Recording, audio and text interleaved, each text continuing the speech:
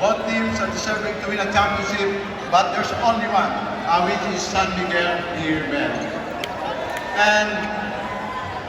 And this performance of our team will not happen if not for the support of our management, especially our boss, RSA. Boss, thank you very much. And of course, si Coach Al Francis Chua, every day during the series, nandito siya sa amin to give some motivation. And that's very important for us. And that's the reason why these players really working hard. Thank you, Coach Han. And then of course, our Governor Robert Non, Manager G. Vanilla, and Assistant Manager Danby, all the players, the coaching staff, hindi ko na iisa-isahin.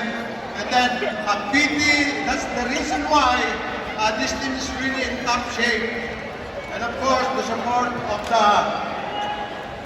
the utility, the support group,